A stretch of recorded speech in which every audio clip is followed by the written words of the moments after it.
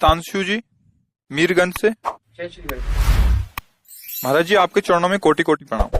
महाराज जी मेरा प्रश्न यह है कि जब भी मैं श्री जी का भजन व जाप करता हूँ तदुपरांत मुझे आसपास के वातावरण के लोगों से हास्यप्रद प्रतिक्रियाएं मिलती हैं, जिस कारण मैं कभी कभी बहुत असहज महसूस करता हूँ। महाराज जी कृपया मार्गदर्शन कीजिए। पहले आप ये देखो कि जब आप शराब पियो, गंदे आचरण करो, जुआ खेलो, तो आपको कोई मजाक नहीं उड़ाएगा, नहीं उड़ाएगा ना, क्योंकि आप मजाक के काबिल हो, इसलिए कोई मजाक नहीं उड़ाएगा। गिरे हुए आदमी को कोई देखता है क्या? जो दौड़ लगा रहा फिर गिरा, फिर उसकी हंसी की जाती है, नहीं की जाती? गिरा गिरा गिरा, जो गिरा पड़ा उसके लिए क्या हंसे, समझना। अब आप हंसी योग्य नहीं हो, इसलिए वो हंसी करके आपको रोकना चाहते हैं, आपको रुकना नहीं, आपको आगे बढ़ना है। देखो हंसी योग्य बातें, गंदी बातें जब लोग करते हैं तब तो हंसी उड़ानी चाहिए ना। नीच आदमी शराब पीता है, मांस खाता है, व्यभिचार करता है, गंदे आचरण करता है, उसका उपहास होना चाहिए, नहीं होना चाहिए? लेकिन कभी समाज में उसका उपहास नहीं किया जाएगा। लेकिन आप कंठी बांध लो, माला जपने लगो, भगवान का नाम जपने लगो, भगवान का नाम कीर्तन करने लगो, तो लोग उपहास करने लगते हैं। उपहास करने का मतलब आपको उस मार्ग से गिराना चाहते हैं। गिरे हुए का उपहास नहीं करते लोग, तो इसका मतलब आप सही मार्ग पे चल रहे हो, तो आपको आगे बढ़ना चाहिए, उनके उपहास से नहीं रुकना चाहिए। आप हिम्मत, अगर हिम्मत नहीं रहेगी तो फिर अच्छा गलत हो तो रुक जाना चाहिए। वास्तविक जब गलत मार्ग है, लोग अगर कह भी रहे तो रुक जाना चाहिए। प्रशंसा भी करे तो रुक जाना चाहिए, मतलब गलत हम है, वो कह रहे शाबाश चले जाओ, तो रुक जाना चाहिए। और जब हम जानते हैं सही है, और हमारे ही जानने से नहीं, लाखों संतों की वचन है, शास्त्रों के वचन है, तो आप कोई भी कुछ कहे, हम नहीं, अपने मार्ग में चलता है। दिखावा करे ना, हम भजन इसलिए थोड़ी करते कि लोग हमको प्रणाम करें, हमें वाहवाही करें।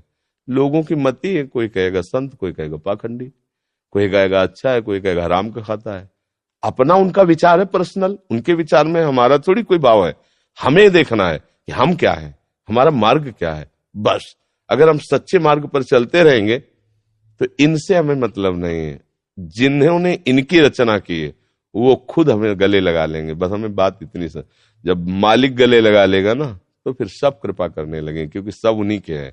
और सही माने में वही आकर के ये बात करते हैं कि तुम कैसे खिलाड़ी हो, देखें भला, आप तुम्हारा विरोध करते फिर खेल के दिखाओ, और आप निकल गए तो वही आगे आकर गले लगा लेते, शाबाश वाह मेरे बेटे, तूने माया को परास्त कर दिया, मेरे गले से लगा, क्या चाहिए तेरे को, ये बात होती है। देखो प्रश्नकर्ता पढ़ाने वाला ही होता है और कोई नहीं होता है। जैसे हम कक्षा 5 में पढ़े ना, तो 5 का जो टीचर पढ़ाया है वही प्रश्नकर्ता बनता है हमें 6 में पहुंचाने के लिए। हमको 6 के प्रश्न नहीं दिए जाएंगे, 5 के ही दिए जाएंगे। तो अब हमें समझना है कि मेरे आगे प्रश्न मेरे भगवान ही भेजेंगे। कोई मुझे गाली देगा, कोई मुझे अच्छा भी कहेगा। अच्छा कहने वाले की तरफ हमको अनुकूल नहीं होना, बुरा कहने वाले की तरफ हमें प्रतिकूल नहीं होना। वह देखना है तुम्हारे अच्छा कहने से मेरा कुछ अच्छा होगा नहीं, तुम्हारे बुरा कहने से मेरा कुछ बुरा होगा नहीं। मैं जिस मार्ग में चल रहा हूं, अभी तुम्हारी मर्जी, तुम अच्छा कहो या बुरा कहो। इसमें ऐसे चला जाता है, किसी का चेहरा देख के नहीं चला जाता है इसमें कि लोग वाह वाह कर रहे हैं तो हम बढ़े, और अगर वाह वाह नहीं कर रहे तो हम फिर नहीं चल पाओगे इस मार्ग में। इसमें केवल अपनी लक्ष्य देखना है, मैं गलत तो नहीं हूं, और इसका प्रमाण शास्त्र और संतों की वाणी से। 1 करोड़ आदमी एक साथ बोले और एक महात्मा एक बार बोल ले, तो करोड़ आदमियों की बात मानने योग्य नहीं, उसकी बात मानने योग्य है, क्योंकि वो माया मुक्त हो, एक माया युक्त है। माया युक्त अर्थात इनकी मशीन सही नहीं है कि निर्णय सही कर पाए।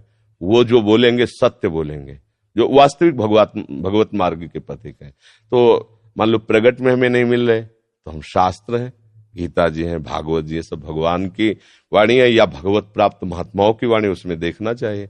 अगर हम सही हैं तो फिर त्रिभुवन में हमें कोई परास्त नहीं कर सकता।